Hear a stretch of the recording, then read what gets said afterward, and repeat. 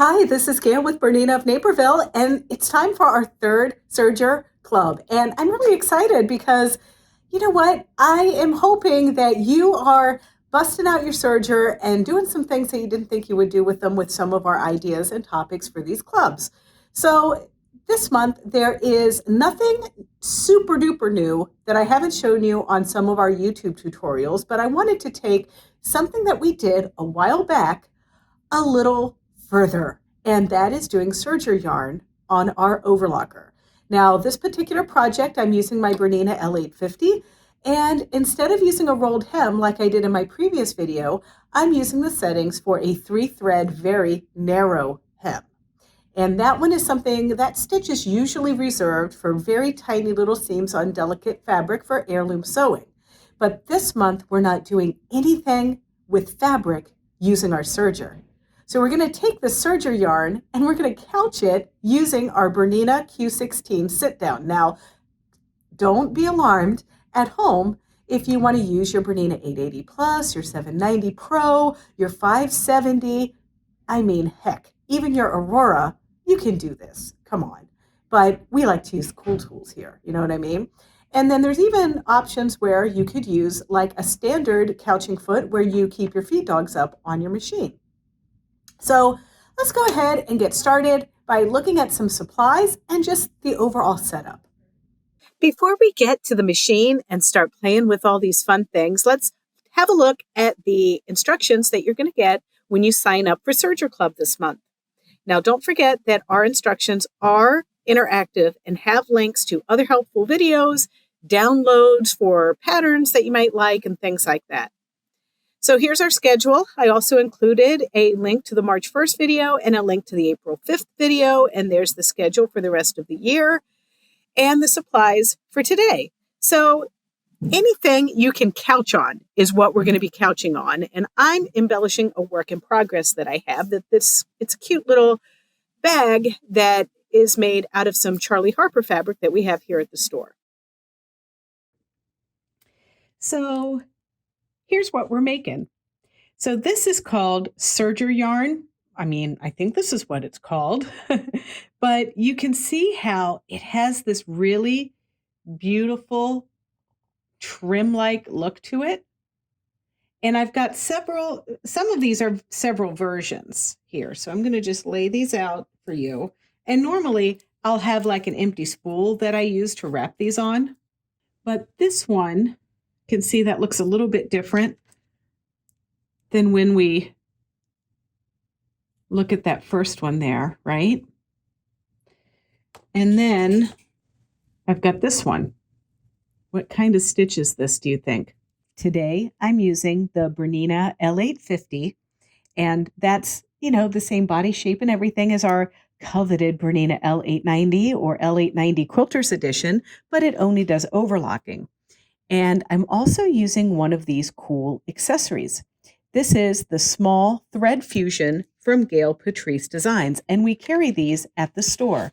So this is the packaging for the small piece, and this is the packaging for the large. Now, you would get the large when you're doing every spool with a big base like this, okay? But the small ones are kind of handy when you have multiple threads like this size or the small spaghetti size threads. But when you get into the Candlelight or the Ice Accord or Yen Med or some of the other ones, you'll need the larger one. Now, today, I'm putting these two together, and so the small one will work just fine. But if you only wanted to get one, I'd recommend our large one here. So those threads are going through the loopers. These two here, they're going to go together through one looper. That's right. You can put more than one thread through your looper. And this thread, which is Glamour, is going to go through the upper looper or the lower looper, whatever. This will either go through upper looper and lower looper, and this one will either go through upper looper and lower looper. And it will change things up depending on where you thread these guys. And we'll talk about that in a minute. Now we're also going to be wrapping cording. And so this thread, which I have razzle and dazzle, and these are 8-weight threads. These are 12 weight, by the way. This is 12 weight, and this is 12 weight with a little bit of metallic in it. These threads here are going to be fed through a foot on our overlocker that's going to hold these into place while we wrap them. So that's why this original little piece I showed you, this one is a little bit thinner and it feels a little bit more supple, because this was just simply doing a rolled hem with these threads without anything else. These that look a little bit heavier have the 2 thicker threads in them, which is this. And then there's sometimes what you can do is change your stitch length or pull the rolled hem through your machine a little bit faster, and that will make more space in your rolled hem so that you can see the thread that you're feeding through that rolled hem. You could also mix up where you put your threads. So how do you get that in there? That's the big question, right? So we have this L17 foot. This is the one you need for your BERNINA L850 and your BERNINA L860. The foot is a little bit different in shape, in contrast to our C17 foot, which does the same thing, that fits our L890 and our L890 QE. So there is a little hole on this foot, and that hole is much like, you know, some of our feet on our sewing machine that we have that has a little hole in it. And that is what we're going to use to hold our thread in place while we do our rolled hem. So it's going to look like that.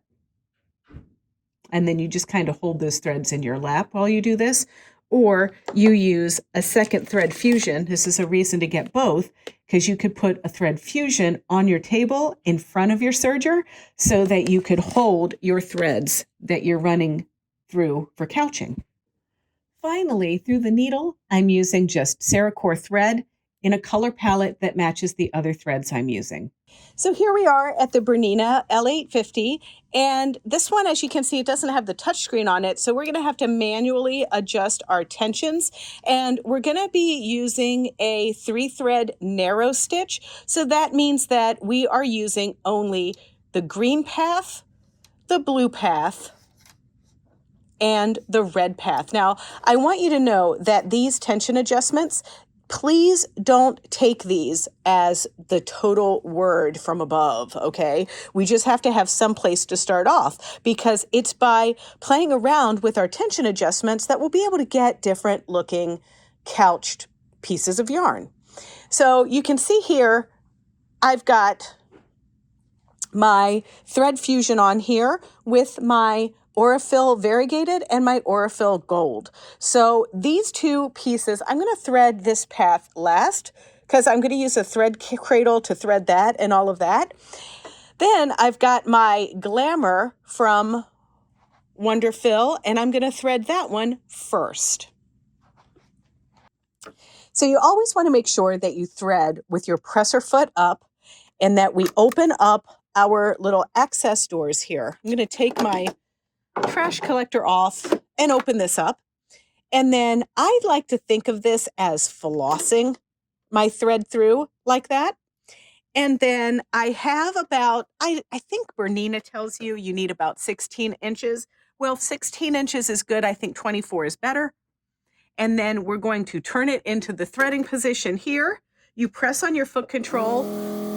If you don't press on the foot control and your machine is, kind of like that, then you just need to press on the foot control and it wiggles everything into position to connect those tubes so that it will make the air flowing through to put your thread just into the right path. I'm going to press on my foot control to pull the air through the machine, and then I'm going to just put it right in that hole like that, and then it shoots out this side. Then we're going to do our needle, and the needle is going to be inserted only in the green path. And in this case, I just need to move my needle over. Then I need to set my needle threader to the green path because we're using only the green needle. And now we just get this around that needle threader. I kind of use my thumb to get it around that little hook like that. Then I push it. The wire goes to the back of the needle and through the front of the needle. I go right up on that hook. I let go and it threads the needle perfectly for me just about every time, unless my fingernails get in the way. Okay, so now we're ready to thread our double whammy here. And I'm pulling both of my threads and I'm flossing them like you saw me do with the blue path. And now I have them up to this point on my machine. Okay, so I've made a thread cradle and I made it kind of long here, but a thread cradle is just a long piece of thread folded in half. This is the Serger that I threaded through the needle. So I'm going to hold on to the loop end around my finger like this, and then I'm going to take my two ends that are here and put this through the air threader. And then that came out, the lower looper, and now I've got my loop, and I'm going to wrap or pull my two threads through that, and then I'm pulling those threads through the machine, just like that. Now it's time to turn off the air threading, close the door, and close that, and attach my rubbish bin, but who cares because we're not cutting anything. Our cutting width and all of that doesn't matter. We will, however, need to pull our rolled hem lever towards us. And now, let's just see what this looks like, shall we? So like anything, you're going to do a test piece. And we don't have to feed any kind of cording through this stitch. So you can either do this with a rolled hem, just put our foot down, and just run this thread through the machine.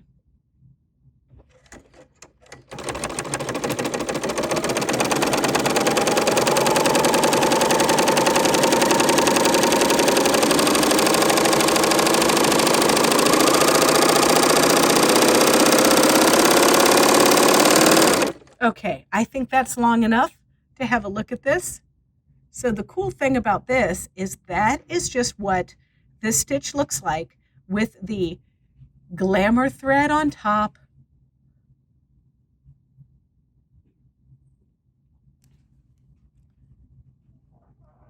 and the two threads together. And it really matches my Charlie Harper skull fabric that I showed you earlier. So I usually tie a knot at the beginning of my piece just so it doesn't unravel on me. And then if you have any spools, empty spools hanging around, well, those are perfect to wind this on. Otherwise, I kind of make them into little yarn balls.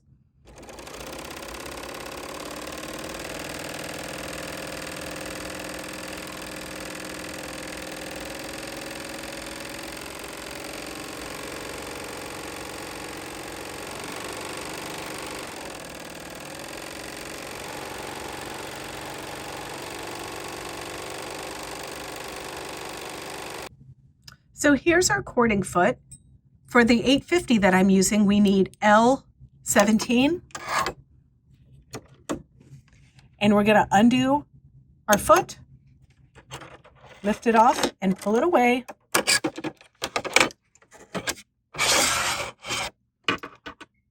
And then we're going to lift the wire, place it on top of the foot, and just lower our little claw down. Perfect. Now I'm going to take my razzle and my dazzle threads, which are loaded on the front of my machine with my Gayle Yellen Thread Fusion in the large. And those things are so nice because they are so weighted and robust and really stick to the table that this isn't going to move around on me at all. I feel like I could even put it on the floor if I needed to pull and get more slack continuously. Now, when we feed these threads through the hole in this foot, we do not need to get tweezers or anything and feed through there. We just put our thread through here like so, and we just kind of wrap it around the front to get it in that little groove, and then it goes under the foot.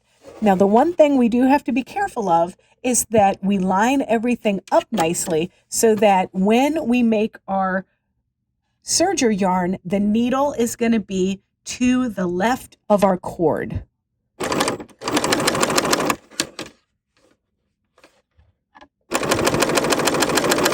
Now I'm pulling gently on the cord, and I'm going a little bit slower.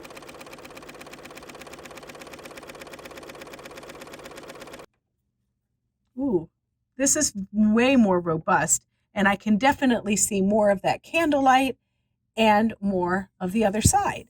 Now, this is fine and all, but what I don't like about this is I see none of this. So we could try to adjust the stitch length on this machine, but it's not really going to help us that much because there's not a whole lot of work on these feed dogs. So I just try to pull my work through in a more like rhythmic fashion. So if you are good at rubbing your belly and patting your head, you're going to love this. And the faster I pull, the more of our core of this stitch is going to show.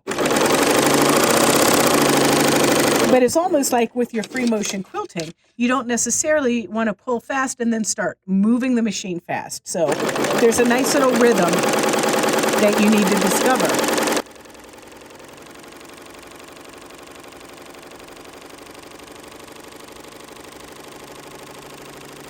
Let's look at the differences here.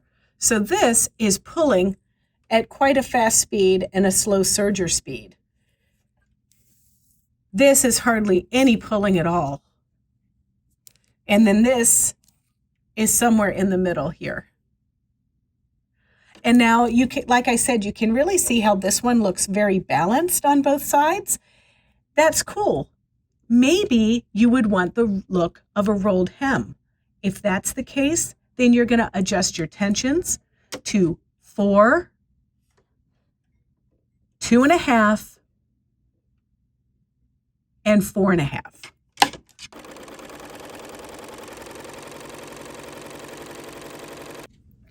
Okay, so now because my upper looper is the glamour, look at that. You see way more copper than you do the other. Let's change it. Let's take my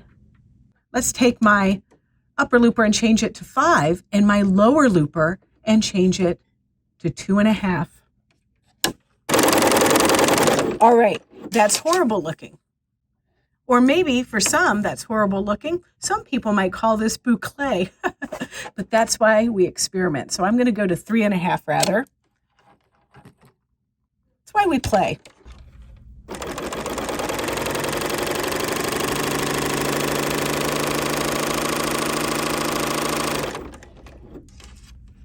Ooh, that's cool. Just changing it a little bit made a huge difference. So now we see more of the lighter thread. There's our boucle, and there it was with the tension looser on the upper looper. So I would recommend making a few strands of all different adjustments, writing down what those adjustments were, and keeping them in a little swatch book. For those of you that have the BERNINA L860 and the L890, you can just save the stitches according to what you liked and what you did right there on the screen of the machine.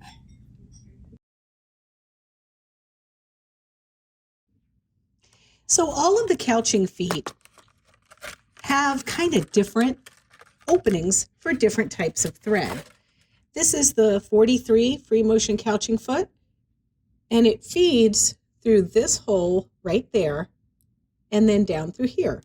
And it comes with this tool, and it also comes with a couple different options to hold the yarn up on your machine. These little wires, there's one here.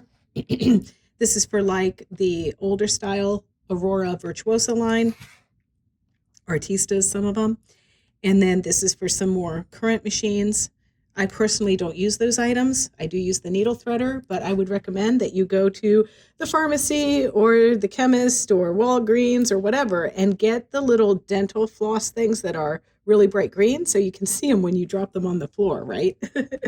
So the way that this is going to work is you're going to look at kind of the gauge of your yarns. And I can tell you right now, this one without any cording in it, this one is going to be too thin for our free motion couching foot, but we have a solution. So let's just put this one over there. Then we have some of our thicker options. This one's pretty thick. Okay, so this one might be a good candidate for our free motion couching foot. So I'm going to put that one over there. So now that we've made this determination, hold on for that one, we're going to look at the difference between 72 and 72S. 72S has a slit, and that's what the S means. It's S for slit, and that's kind of nice if you're doing ruler working and switching back from ruler working to open toe free motion stitching and so forth.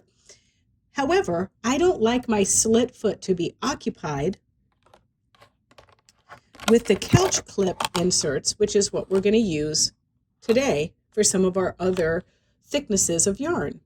So for that reason, I buy a second 72 foot so that I can load my cup clips in that. And I know you're like, Gayle, oh my God, I got to get a cording foot. I got to get these feet, whatever. Well, for everything that we've showed as far as Bernina feet and attachments in this video, you're going to get 25% off with code. Okay, so I've got my little threader. Hopefully it shows up better there on the white table. And I've got that heavier cording that we made, and I'm just going to cut my knot off of it. And I'm going to feed this through my foot. And you can see why we need that threader, because this doesn't go through there very easily. So I'm going to put this through here like so, and then feed it through one end of my foot, like that, and then down the other end here. And if you want to know what's on my wrist, well, these are my Reggie's gloves, and they open so I can have access to my fingers without having to take my gloves on and off again.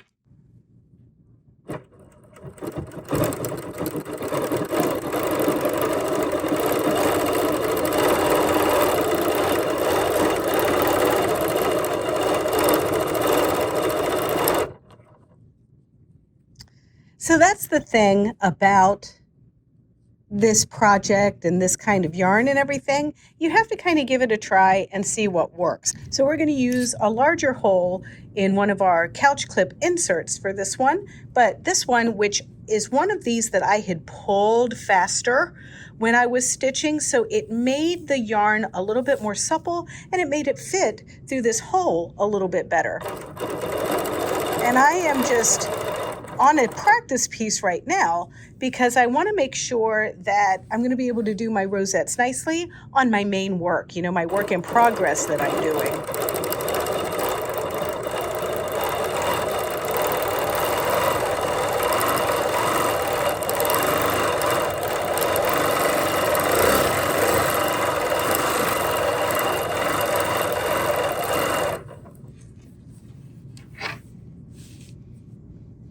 What do you think of that, huh? I love it. I think it looks really cool. All right, let's try something else before we settle on the real deal for the project. Okay, so now I've pulled out our thinner yarn that we made that I love. And I wanted to show you an alternative to that wire is to actually do a thread cradle like we did on our serger. So I'm going to just feed, this time there's my couch clip insert there. And, you know, the hardest thing to do on camera here is to thread this thing. So we're going to go in and down like this. There we go. Oh my gosh, you get the idea. I stuck thread in a hole. All right. Now I'm going to take this loop and pull our thinner thread through. Do you like to know really why I'm showing you how to use this thread cradle? Are you ready for it? I lost the wire. I can't find it. I don't know where it went. Oh well, life will go on. I will persevere. All right. So now we're going to put this 72 foot with the couching insert in. So we can see, as to not get it tangled here, there it is. And then you can see there's this brass ring that allows us to kind of raise and lower how close we want that to be. And of course, that all depends on how heavy the piece is and the batting and all of that stuff. So let's give this a try. I want to do this one sparingly because I really like this one and I think that this is the one I want to use for my bag. So I'm going to heel tap this into position. And on my Q16 sit down that I have here, my heel tap is engaged to do the knotting. Okay, let's have a look.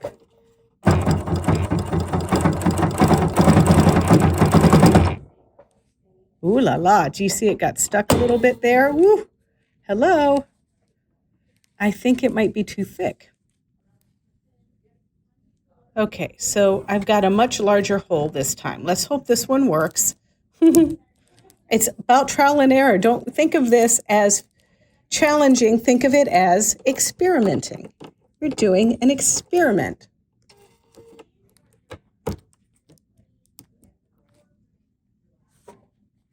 All right. Are you ready to try again? You sure? All right. Here we go.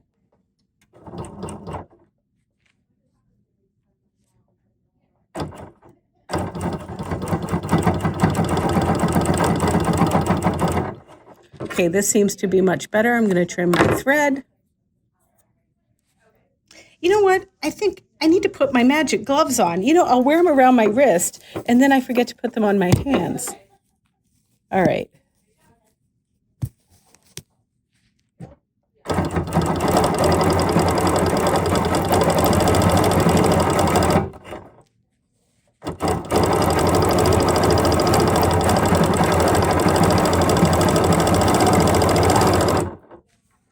Okay, I think I'm okay with this one.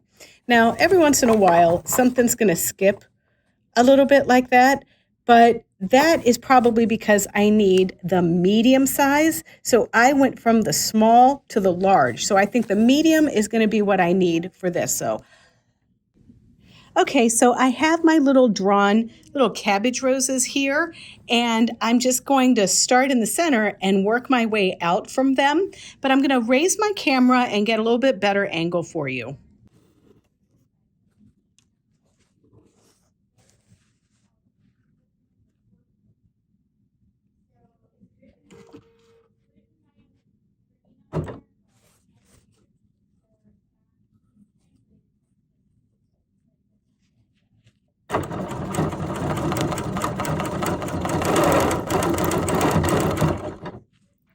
All right, I went around in that little circle, and now I just want to trim my beginning threads here so they're hidden away.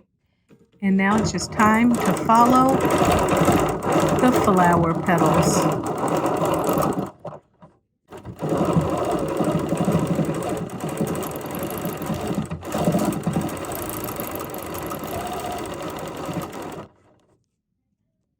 And I'm just going to make this until I run out of my cording.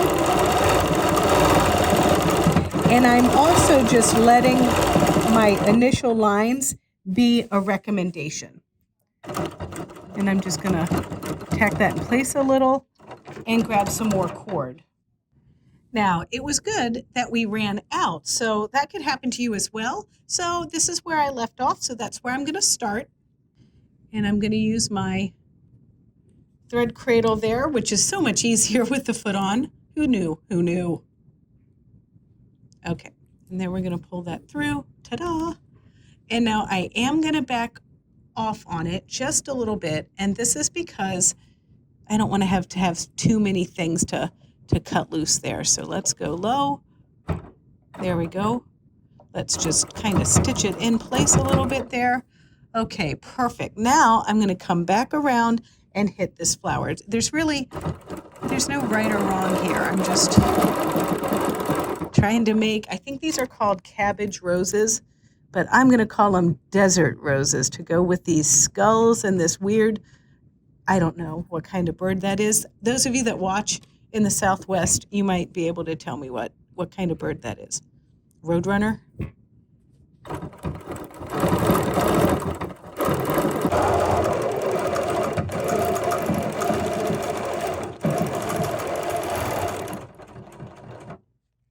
And then I'm going to hop over to the last flower without cutting anything.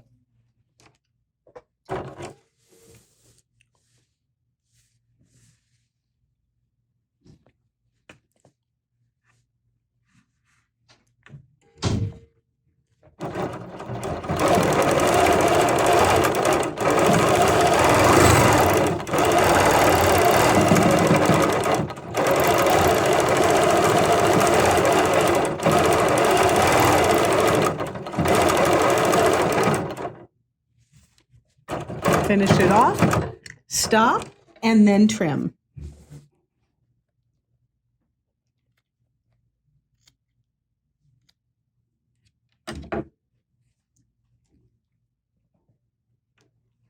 Now, I did have a little piece here that got missed. I think I was trying to go a little too fast. Don't worry, you can always just go back over it without it being fed through the foot. Let's look at it over at the cutting table. All right, I think this is super cute. And as you can see, in addition to tracing the kind of the idea of where the flowers go, I traced my pattern piece on here, and that gives me some wiggle room for when I eventually cut this out. Now I know I went into an area that requires me putting a zipper in, but I'm okay if it goes through that couching because it just adds texture. Now, that didn't hurt, did it? I think it was pretty fun, and I think there's lots of possibilities. And you saw, you know what, this is all about trial and error and not being afraid to just make a whole bunch of this, try all of the different things, and then see what might work for you and your project. So what I do want you to do is check us out on Instagram at BERNINA of Naperville, all one word, because that's where I'm going to post the picture of my little bag that we made. So I'm going to work on that this weekend, I think. Anyway, more tutorials, more good stuff like that. You don't want to miss out on our BERNINA of Naperville YouTube channel either. And that's easy as well. It's youtube.com/BERNINA of Naperville. And there you can like, comment, and subscribe. Happy serging.